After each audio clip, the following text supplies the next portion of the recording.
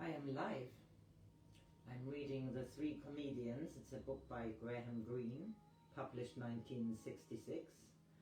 The comedians are Mr. Smith, who is a presidential candidate, Major Jones, calls himself Major Jones, and Mr. Brown, who tells this story which largely plays in Haiti.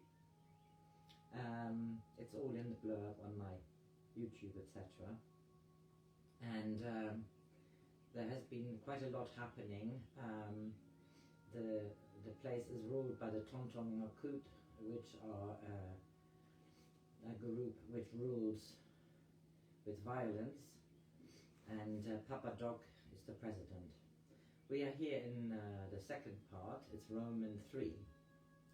We drove out next day to Duvalierville.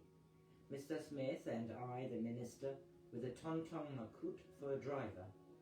Perhaps he was there to protect us, perhaps to observe us, perhaps just to help us pass the roadblocks, for this was the road to the north, along which, as most people in the city hoped, the tanks from Santo Domingo would one day come.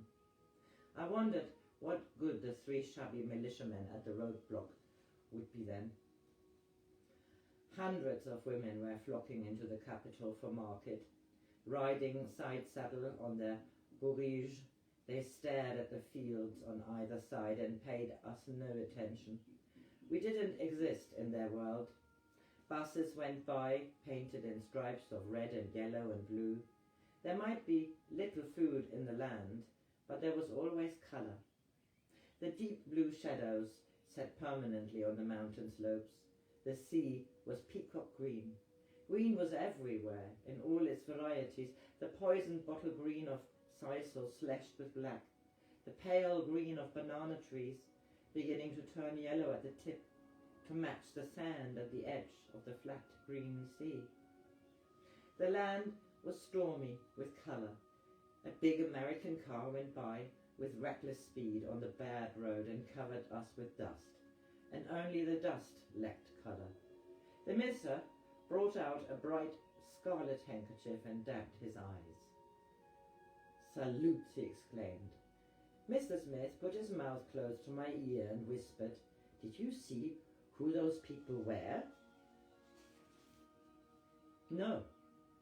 I do believe one of them was Mr. Jones. I might have been mistaken. They went very fast." "It seems unlikely," I said. On the flat, shoddy plain between the hills and the sea, a few white one-room boxes had been constructed, a cement playground and an immense cockpit, which among the small houses looked almost as impressive as the Colosseum. They stood together in a bowl of dust which, when we left the car, whirled around us in the wind of the approaching thunderstorm. By night it would have turned to mud again. I wondered in the wilderness of cement where the notional bricks had come from for Dr. Philippot's coffin. "Is that a Greek theatre?" Mr. Smith asked with interest. "No, it's where they kill cocks." His mouth twitched, but he put the pain away from him. To feel pain was a kind of cynical criticism. He said, "I don't see many folk around here." The Secretary for Social Welfare said proudly, "There were several hundred on this very spot, living in miserable mud huts. We had to clear the ground. It was quite a major operation." "Where did they go?" "I suppose some of them went into town, some into the hills, to relatives." "Will they come back when the city is built?" "Oh, well, you know, we're planning for a better class of people here." Beyond the cockpit, there were 4 houses built with tiled wings like wrecked butterflies. They resembled some of the houses of Brasilia, even though seen through the wrong end of a telescope. "And who will live in these?" Mr. Smith asked. "These are for tourists." "Tourists?" Mr. Smith asked. Even the sea had receded out of sight. There was nothing anywhere but the great cockpit, the cement field, the dust, the road and the stony hillside. Outside one of the white boxes, a Negro with white hair sat on a hard chair under a sign that showed him to be a justice of the peace. He was the only human being in sight. He must have had a lot of influence to be installed so soon. There was no sign of men working, though a bulldozer stood on the cement playground, with one wheel detached. The visitors who come to see Duvalier, he led us nearer to one of the houses. It was no different from the other boxes, except for the useless wings, which I could imagine dropping off in the hard rains. Now, one of these, they are designed by our finest architects, might do for your centre. You wouldn't have to begin then on a bare site. I had thought of something larger. You could take over the whole group. What would happen to your tourists then, I asked. We would build some more over there, he said, waving his hand at the dry, insignificant plain. It seems a bit out of the world, Mr. Smith said gently. We are going to house 5,000 people here, for a start. Where will they work? We shall bring industries to them. The government believes in decentralization. And the cathedral? It will be over there, beyond the bulldozer. Around the corner of the great cockpit came seesawing one other human being. The justice of the peace was not, after all, the sole inhabitant of the new city. It already had its beggar, too. He must have been sleeping in the sun until he was woken by our voices. Perhaps he thought that the architect's dream had come true, and there really were tourists in Duvalier. He had very long arms and no legs, and he moved imperceptibly nearer, like a rocking horse. Then he saw our driver in his dark glasses and his gun, and he stopped. Instead, he set up a crooning murmur, and from under his torn cobweb of a shirt he drew a small wooden statuette, which he held out towards us. I said, "You have your beggars, then?" "He's no beggar," the minister explained. "He is an artist." He spoke to the Tonton Macoute, who went and fetched the statuette.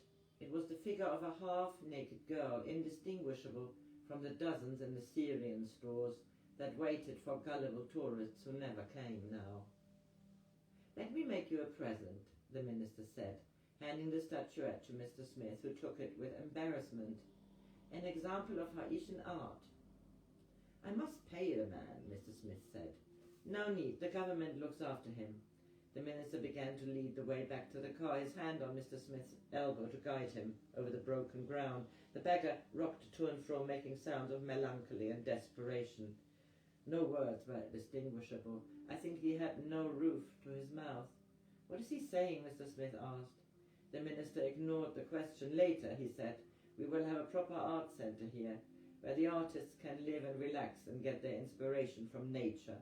Haitian art is famous. Our pictures are collected by many Americans, and there are examples in the Museum of Modern Art in New York." Mr. Smith said, "I don't care what you say. I'm going to pay that man." He took off the protecting hand of the Secretary for Social Welfare and ran back towards the cripple. He pulled out a bunch of dollar bills and held them out. The cripple looked at him with incredulity and fear. Our driver made a motion to interfere, but I blocked his way. Mr. Smith bent down and pressed the money into the cripple's hand. The cripple, with an enormous effort, began to rock back towards the cockpit. Perhaps he had a hole there in which he could hide the money.